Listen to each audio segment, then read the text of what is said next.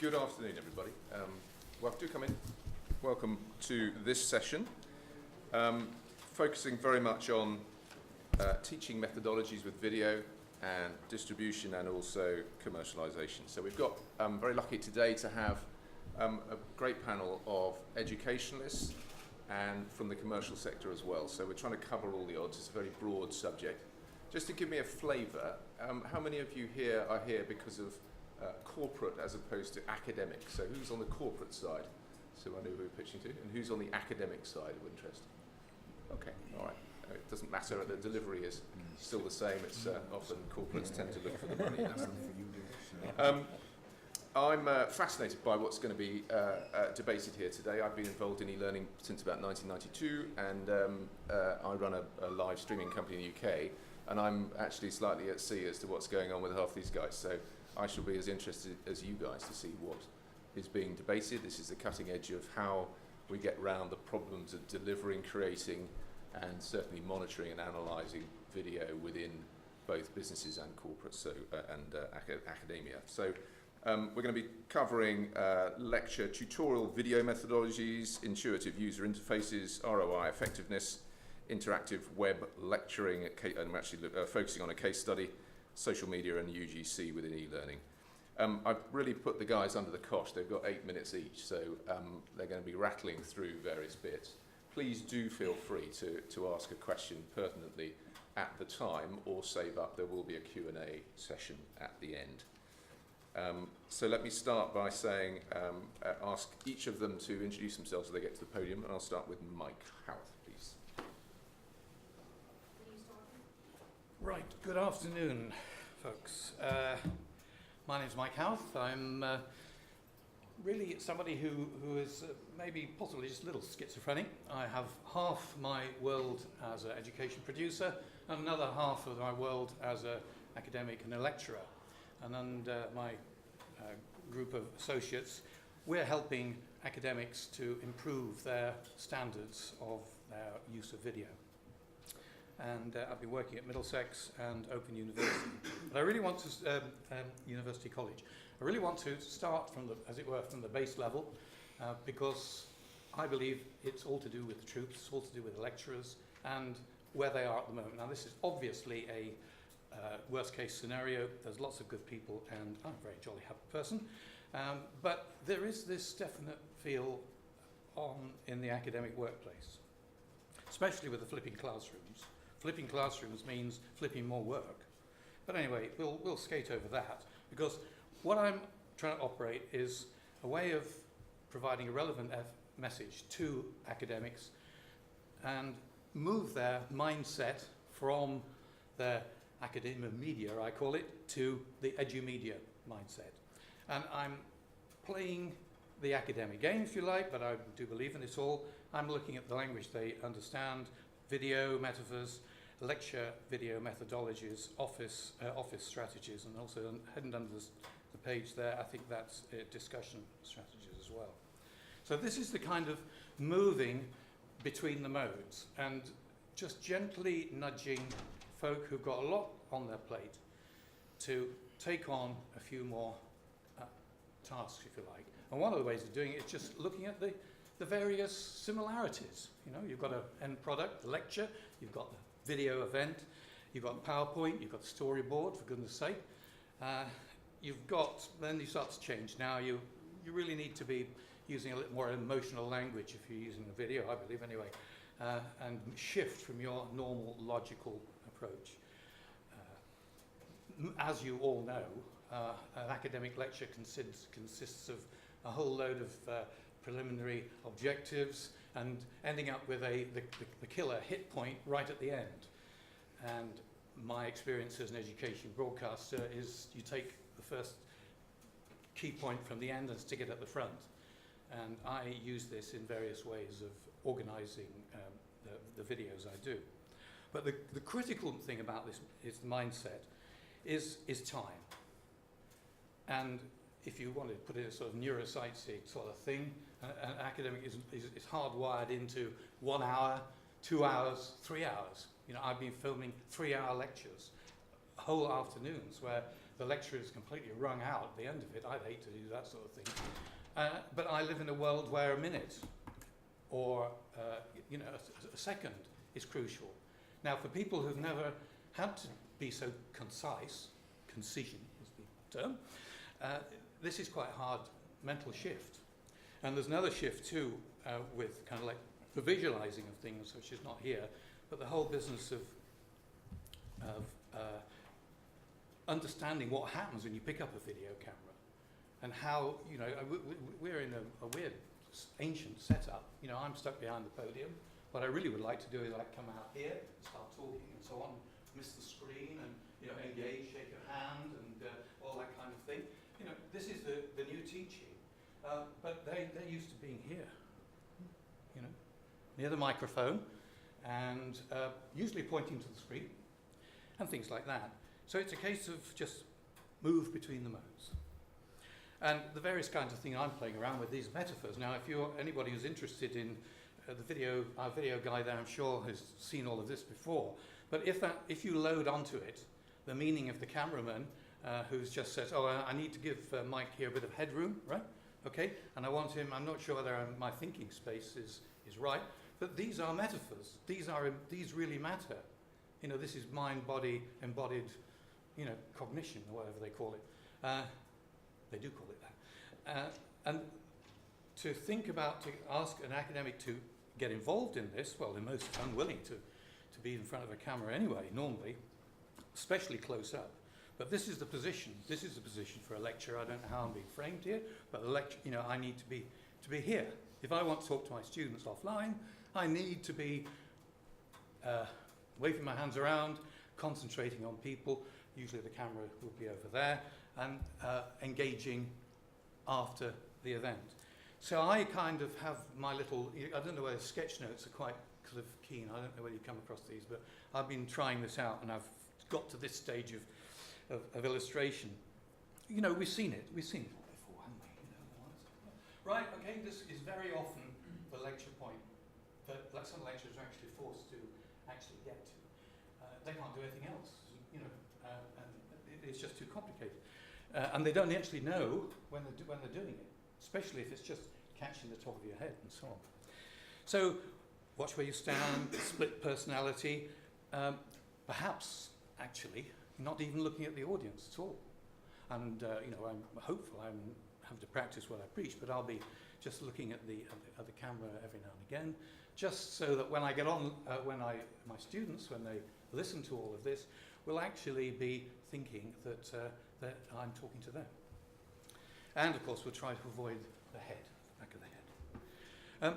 In the office, you need to think about, academic might need to think about just tidying his office up, just a teensy little bit, and draw a plan, draw some sketches, and again, make it a shooting set.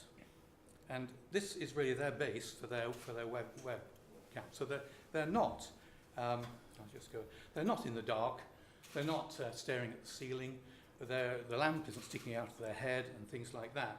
And so, and I really don't want to, this is a bit complicated, we haven't really got into this, except I am doing some discussions, and where you put the camera and where you move things become very, very important if an academic wants to capture that interaction.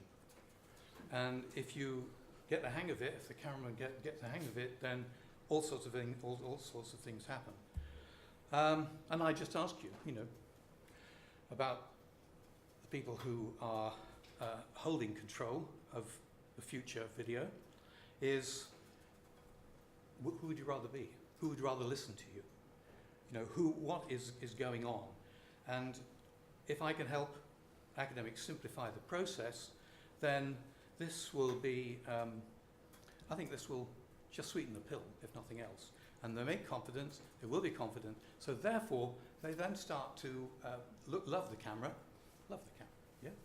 And one of the things I do here with them is we're using little iPhones to begin with to talk about their project, reduce it down in time, and things like that.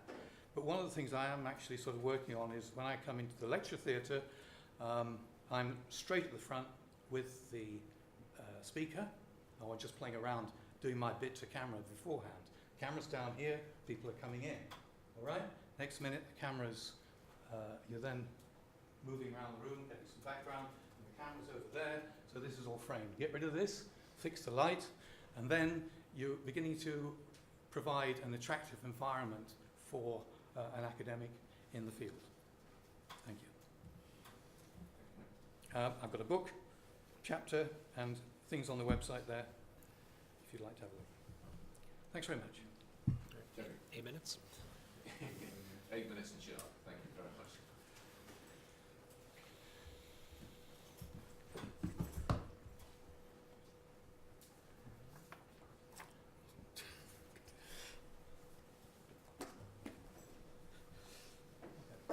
Hello, everybody. My name is Jeffrey Newman. I represent Kaltura. So I guess my perspective, the difference here is I come from the commercial side, and this is by no means a sales pitch, but it's my perspective of the industry from education and rich media. And so the title is Intuitive Video User Interfaces, Application Integrations, and Tracking Usage to Measure Success. So effectively, enterprise, universities, at some point are going to have to invest in online video platforms or these tools, whether it's the hardware solutions, the software side, and really the question becomes, what are the use cases, what are the workflows, and ultimately, how do you track value, measure success, return on investment, if these tools do require an investment, both of time as well as either capital or operational expenditure. And so here's a diagram. You've got, I guess if we talk about user interfaces, without using any jargon, the end users, your faculty, your students, your employees, your managers, they need to have a good user interface and a good user experience to use these technologies. And so the question becomes, which applications, what environments are they going to be using rich media, whether it's creating their own content or watching and authenticated private content. And also on a technology side, who hosts the video? Is this self-hosted? Is it in the cloud? Is it a hybrid? So these are considerations. So I've got these screenshots. This is an example of a website where the user interface is intuitive. And I guess if we're going to talk about measuring value, it's how can we avoid your end users from having to have complex training, something everyone's very resistant to. So if we're going to have successful technologies implemented and used on a campus or within a company, how can we make things like rich media, the adding video and audio and these complex files, very simple and intuitive, So effectively it's limiting the steps in the workflow, minimizing training, and making publishing very much intuitive. So effectively turning video usage and making it all the complexity as simple as managing text files and PDFs. And so what we're seeing here is a trend. Many companies are offering authoring tools directly into these websites. So again, it's connecting to hardware or using software elements, which is having end users create webcam recordings directly using their laptop, or connecting to cameras or their mobile devices. And again, using these hardware authoring tools to ingest into their existing systems. And so again, here's a screenshot of video libraries and ways to share. And a lot of, I think a lot of solutions here are seeing a trend here where it's minimizing the steps, minimizing the training. And again, ultimately, if you're going to measure success, it's user adoption. So I guess just kind of give you a high-level overview of one customer example. This is NUI Galway. They are a university. We see some similarities here. They needed an online video platform. The existing learning management system they're using is Blackboard, which doesn't natively handle or manage video. So there's many vendors that do integrate into Blackboard, but the point of this is that the university had to decide that video was important within their learning environment, as well as in the corporate side, SharePoint for their faculty and administrators. And so how do they manage these recorded lectures, or how do they have video feedback with webcams and screen capture, video homework assignments where students go out in the field with their iPhones? And again, to have this be successful, they needed to have a central strategy. They also needed integration into the applications they're currently using. And here's a few logos. So I guess what we call is that's a cross-campus media suite. We see this with the enterprise as well, as having a unified strategy with technology integrating into what they're currently using. And then how do you measure return on investment? And so you have qualitative as well as quantitative measures. You could say that the increase of student engagement and learning outcomes, pushing video into homework assignments and getting video homework or getting video feedback on your homework assignments could be a way to increase student learning and outcomes. So again, in addition to all the text and the essays and attending class, both in person as well as MOOCs, how can we use video and rich media to add the next element and challenge and enrich the students' experience? And so that's, I guess you could say, if you can track students' grades, if the more they use video, the better grades they get, that's one way to track that. And again, these tools need to have video analytics, which I'll show you later. Another thing to say is qualitative could just be the reputation of the institution. Is this institution embracing cutting-edge technology, and is that attractive to the next generation of students? Could you say that that's going to increase enrollment and therefore be a very good quantitative business case? So that's another element too, is again using technology for the benefit and tracking whether that's valuable. The other thing is saving money, and this goes back to the user interface point. So a lot of times people have video repositories in libraries, and they might lack thumbnails, it might be very bad metadata, bad to search. So how much money is spent with employees and faculty looking for content, looking for video, and not being able to find it? And I've run across a few universities that have done that analysis when they're trying to create the cost-benefit analysis on an investment like this. You're already paying people salaries. How much time is wasted in a work week, times a year, times X amount of employees by having a bad system? And so that's another way to say, we're saving time, we're saving money. And then again, going back to being intuitive, if the tool is easy, if the interface is good, if the product, again, is for the end user, we get over that fear that a lot of faculty have, which is they want to add video into their teaching environment, but they don't want to become a multimedia expert. And how can you minimize training? And it's making tools easier, reducing the steps to publish, and giving them control. So if you can save them time and save the institution overall money, then I think that's a great way to measure return on investment. And just a number of stakeholders, I guess. This is representative specifically to universities, but you could also take it over to the enterprise. And so, again, it's empowering the end user with these interfaces, whatever your chosen environment is to publish video. You can say easily searching for content as well as uploading content. Each end user, every student, manages their own video collection and chooses where they publish it. Do they give it to a professor to grade? Do they share it with their colleagues in a private study group? And also faculty members, the same kind of control, but also the ability to publish directly to their students and maybe restrict it to their course only. And then the last point I have is analytics, which is how do you measure video usage to then take that to the return on investment? So if a professor is publishing video at the course level, they should be able to track which students have watched the video, have the students finish the video, and does this correlate with the students' grades and progress in that course? Is there a risk the student's going to drop out if they don't watch video, if they don't upload video homework assignments? So again, now it's using rich media, but also tracking its success to see if there's actually a correlation with learning outcomes, but also if this is improving student engagement. And then, of course, content administrators. The easier this is on every level, and the more defragmented it is, where you have decentralized media management. Every user gets to manage their own content. It's less of a burden, less of a bottleneck on your traditional IT department managing a server. And then my last slide here is the analytics and metrics. If you have a system, it's good to see overall usage, but also get very granular down to the course level, specific users, having faculty take a look at how their students are using content.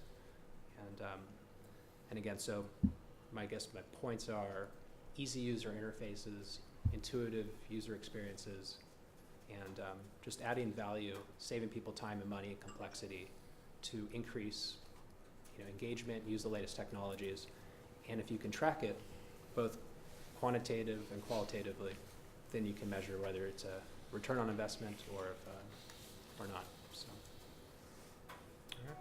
Thank you. Thank you, Jeff. You're welcome. Oh, over to you, sir. Let me move down because he'll be in the light.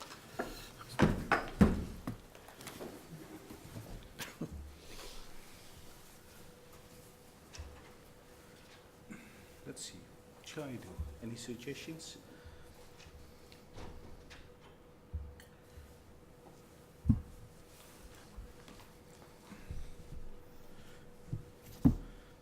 My name is Bob van der Brem, Tilburg University, the Netherlands. I would like to tell something about iStar, more from a kind of user perspective. I'm an adjunct associate professor in accounting. So, and we've given the title Improving Student Outcomes with Lecture Capture Technology.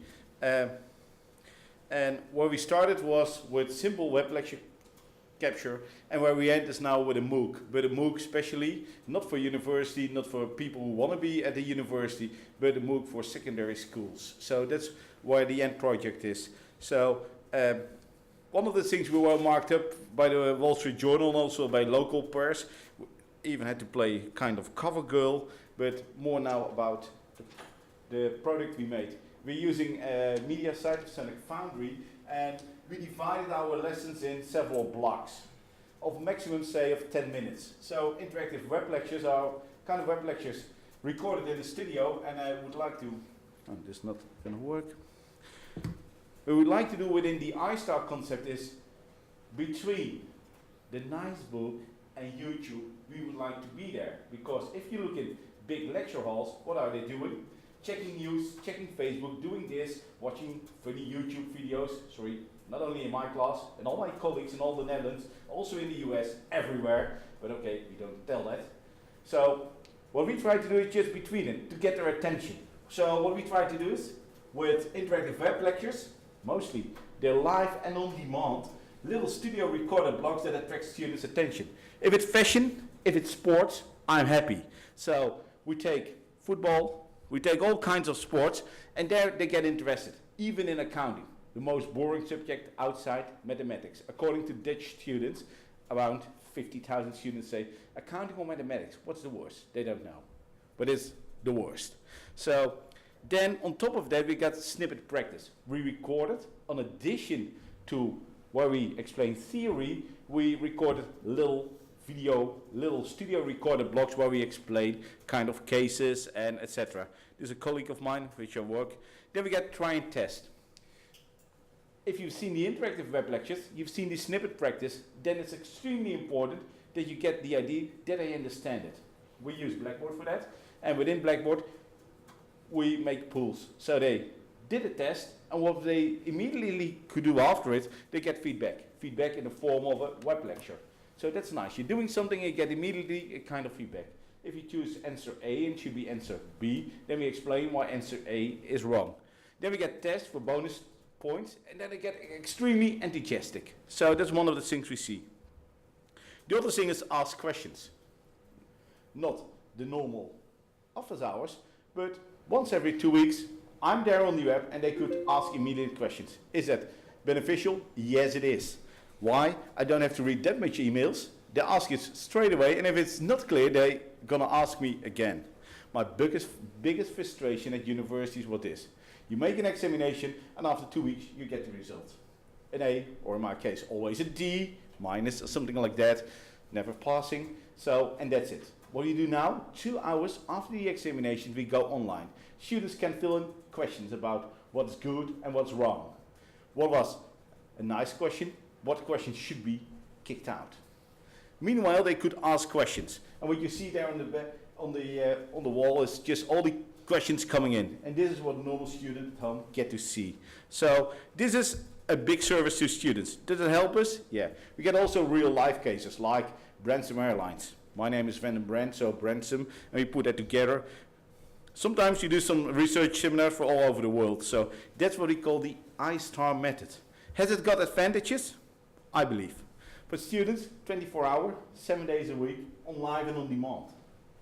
Independent study blocks. And elsewhere in the Netherlands, and today we're in London, the Olympic sports are just over. We had as a university 10 students at the Olympic Games. So they're not always able to follow a class. Then it's nice that it is available on demand.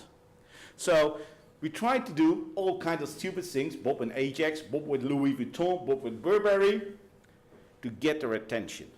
That's important. We try to be inspired and motivate students, and they're a new generation. And immediately feedback. You fill in something, you give me the answer, and I give correct. Then we get for lecturers and professors. If I record something, I use it now in 3 faculties at the university. It could be reused. And if it's recorded extremely well, let's be honest, then it could be long for 4 to 5 years. Live streamings, live reduces office work. So reading emails, answering emails, I hate it. I like my students, but I hate to do that. Higher pass rates, I don't know where they came from, but we show one of them there. We go from, say, 58 to 78 with the same teaching team. We only add e-learning aspects. Then some of the results. Then for management, facilitate special students from top sporters to students who are sometimes a little bit ill. And students like it because they think the professor is doing more for me to help me to pass the exams of difficult courses. They're getting a little bit enthusiastic. When I came at Tilburg University, we got 60 master students in accountancy. Now we get 220, and there's still a lot of employ for them. So they like these kind of teaching. We're not the only one, but we were for a long time the only one to do something. Block systems improves my, say, reuse and interusabilities. Other schools could use the same. I make some things, the faculty of law is also using it, and the faculty of social science too. Leveling playing fields for executives. In the MBA I'm teaching, everyone now starts and knows what a balance sheet is and an income statement is. Wow, that takes me 3 classes. And the new generation of high potentials, students on polytechs and universities, they grow up with YouTube and technology on their fingers. So that's important. So that's something about iStar, something about what the concept is and where we go to. And we end with, for example, user statistics and etc. But that's something about iStar, and we end with a kind of MOOC that real fits in their needs. So thank you. Is that within the 8 minutes? We've got a question about your statistics you had from 2007 to 2010. That was the one before Yeah. that. This one? The pass rates increasing. Yeah. What you say the e-learning elements were added to the program between 2008.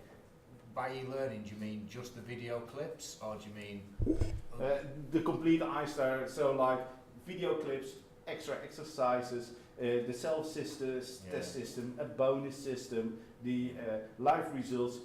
Normally when students do an examination, learning has been stopped. Not in our case. Everyone would like to know what the answer is. And the answer is only given in a live stream that could be looked live or in demand. So even after the examination, we're trying to learn you. I know, we're dirty. and how do you find the attendance when the lectures are available on demand? Do you find it effective? Shocking!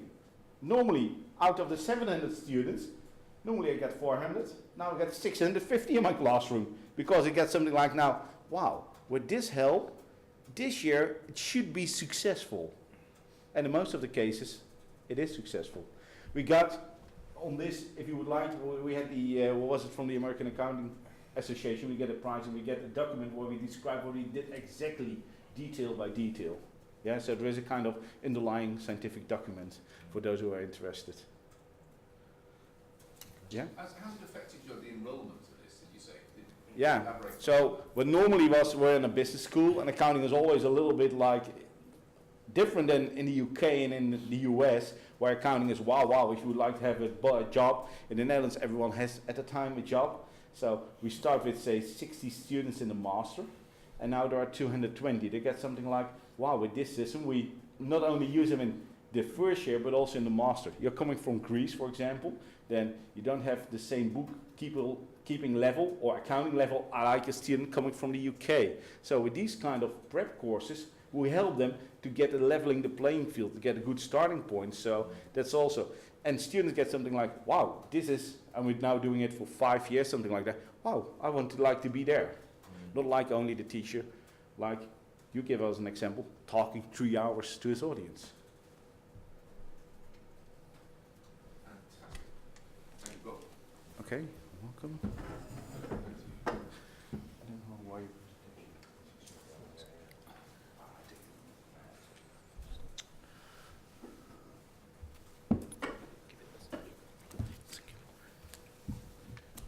Hi, so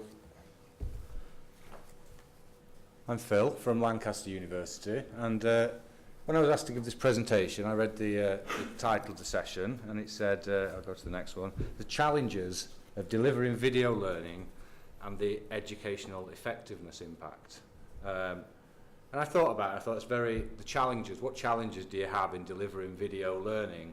And I started thinking about that for a while. I thought, sure, there are a lot of challenges in video learning, you know, that have been detailed over here. But actually, I wanted to start by saying the future is actually bright. There is no, in my opinion, there is no better time to be in educational video as now. And I think to sort of typify, I'm going to pick one challenge. There's a number of challenges. We've heard a few of them. The one challenge I'm going to pick is changing people's mindsets. Because video isn't a new medium. We've been using video. I've got a picture here. So we've been using video for quite a long time. This is probably from 1970s or something like this. This idea of video as a broadcast. I'm a teacher, I'm a pedagogue, put the camera on me, I'll give you some information and we'll have some content that you could mail out in VHSs or publish on YouTube or whatever you want. So this is not new. We've been doing this for quite a while. There's books that predate the internet that talk about the pedagogy of video and things like that. So there's lots of the things that Mike was talking about. Not new, but actually what is new is this idea of social video and mobile video. And I think getting people's mindsets round from thinking of video as broadcast to video as interactive, social, mobile is actually is the challenge that I've picked for using video in education. And you can see just by the different pictures. In the previous picture, we had one thing was happening on the screen. And I think what you're getting now is you're getting a multiple of devices and platforms, and it's about getting people, especially people higher up the institution, to realise that actually this requires an institutional solution. And it's not good enough to be piecemeal and say, oh, well, we've got this one project here and we're going to use a couple of these things and we're going to put it together, because that's fine for your project, but it's not going to help anyone else in the institution. And what we find at Lancaster is you find lots of people like to do things, you know, in their own way. So, so what you'll get is a lot of people will knit these things together and make something that's really cool, a new pedagogy, but they won't. But it's difficult to actually turn that into what we would call in ISS into a service, something that can be written down and you can ring the service desk and go, I'd like to utilise your X service, and we send a crack team or something along to do that. And we're not at a stage where we can do that yet. And we kind of touched on some of the issues that we've sort of got. And I think the issue we've got, I've touched on it, is this issue of mainstreaming. We've got lots of pockets of innovation going on. We've mentioned it before, people using video as feedback, using screencasts as feedback. We have, different tools that are available that people are sort of putting together, putting things on YouTube, commenting. There's various things within lecture capture systems for harnessing peer notes and having public channels of conversation going on. And I think to say where I started, that this is a really good time to be in educational video. I think there's a lot going on here, and I think one of the potentials, the reason I say it's a really good time for reasons of mainstreaming is that there is not one tool that will do all this yet. You still have to piecemeal these tools together to design your kind of pedagogy, and really to mainstream it, you need to have it. So it's in the VLE, so it's in the system that people use already, and it's just a few clicks, and there you have either here's a bit of video feedback, here's a video assignment I did. I'm not entirely convinced, personally, hearing the other thing, I'm not entirely convinced that you can relate this directly to return on investment. You know, I implemented this one video system and then we got an X% increase in student grades. I'm not sure you can correlate those things easily, but I think what you're getting is the marketplace is becoming wider, and so students are expecting this wide range of experiences without actually, you know, and there's not necessarily that kind of ka-ching return on investment moment, but you still, as an institution, you've got to try and do that. So this is my message, basically. I think there's lots of things out there.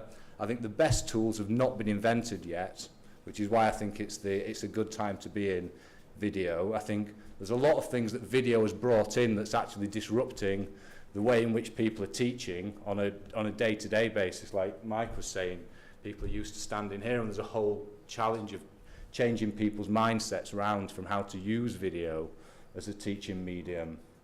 I think there's great things about the metadata and the way we can crowdsource that in terms of things like, is this a trustworthy source? Is it a reliable source? Do I like this bit in it? There's various bits of the analytics that you can look at for videos to see whether you can improve your teaching. So there's a lot of things that people can do, but it's not on the plate for them yet. And I think that's where we need to be.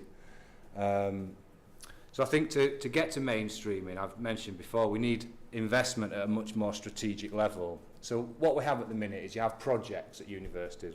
Projects get money from capital sources, and those projects have very definite scopes within them. And actually, you need a much higher kind of strategic level to say, look, we're going to use video across the institution here. It's not about saying, I want to use this one asset in this one VLE space, or I want to use these series of assets in this one course. It's actually about saying, we need to be creating video and having a platform for sharing it. And that's something that a lot of universities don't have. There's a lot of things kind of involved in that, in having this platform for sharing and publishing and uploading video. There's ideas of how to use other kinds of content, like off-air content. So I spent quite a lot of time over the few years at Lancaster moving our VLE from a system where we had no off-air content, pretty much no video at all, to an area where we built some custom code to link it in with our Flash Media server, and we had a streamer on Flash Media that's IP restricted, so we can start delivering off-air broadcasts. And you kind of get this thing where you've got to build something to get the momentum of people using it. You know, so we kind of built this thing. We didn't know if people would record it. It's actually taken up 300 or 400 gigabytes of space now, those off-air content, and people can share that across the institution. Although it's not very easy to search, you need that system to do that, and to do that you need people at higher levels to say, this is something we want to share from our commercial interests, our educational interests, our outreach interests, and it all needs to be in the one system. I think that's kind of where we're not at the minute.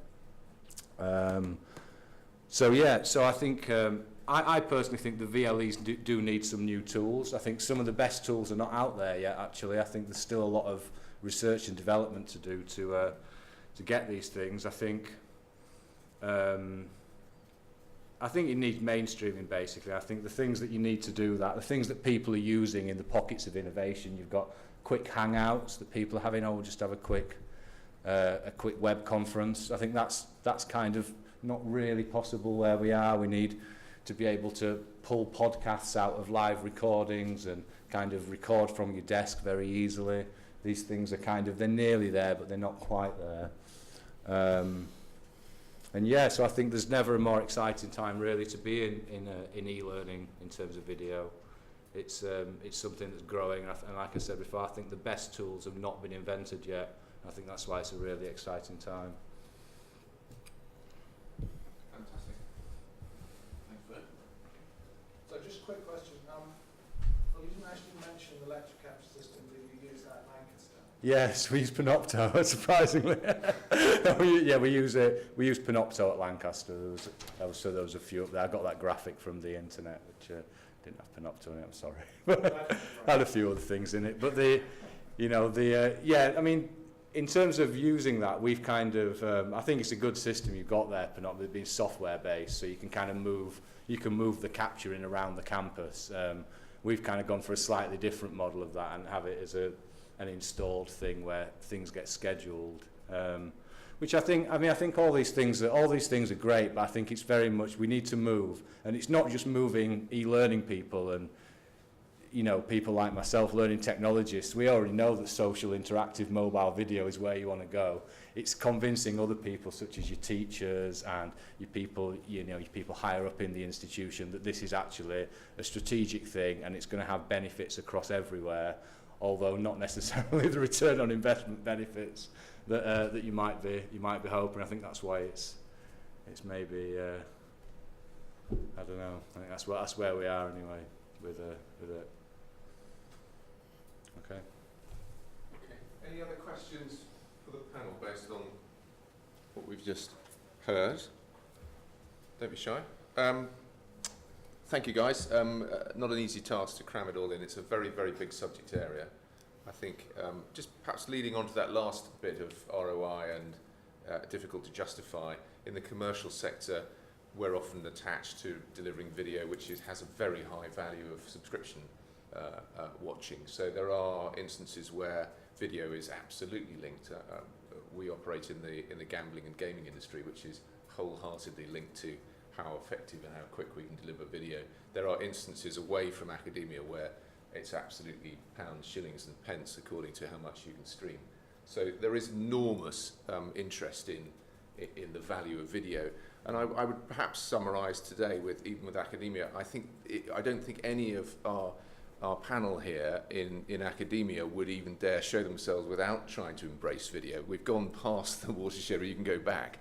So the question is, how do we embrace it? How do we integrate it?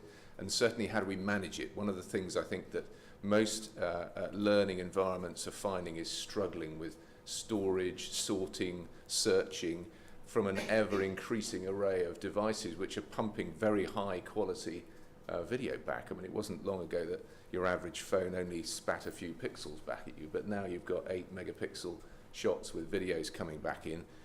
That takes up a lot of storage, and the person that may have, Philip's point about the strategic sign off for these things, they may have signed off for the first bit of tranche of a little test, but little did they realise they'd have to buy a SAN or cloud storage of X many gigabytes per whatever it might be. And those are all the things that are beginning to bubble up to the surface for those that are still in the fairly early curve of adoption. And at the other end, of course, we've got some trailblazers that are absolutely munching masses and masses of video the whole time. So it's a fascinating, evolving side. I think there are some interesting integration tools that are available for terms of integrating your system into a VLE. I think that's something that there's still a lot. It's kind of a new thing in terms of just sharing enrolment between the two systems. But I think there's a lot that could be done in that kind of learning tools interoperability standard in terms of plugging in. There's a lot of other systems that are plugging into VLEs in that way. I think the VLE is becoming like the hub of the content and the discussion, and then these other systems are playing their part, like Panopto and absolutely, and one thing we do know, and it picks up on Mike's point, is that until you actually see yourself back on camera, you can't really gauge the worth of the content, and we're coming away from just a lecture theatre into now people hoping that the lecturer is talking to them on a video player on their PC or on their phone, and there's a different change, as Mike very nicely highlighted. Anyway, I won't waffle anymore. I think the recordings will be posted up for this, so if you want to contact any of the panellists, then I'm sure they'll be more than happy to talk to you. So for Mike, Jeffrey, Bob and Philip, thank you very much for your time, and good luck to all. Thanks. Bye.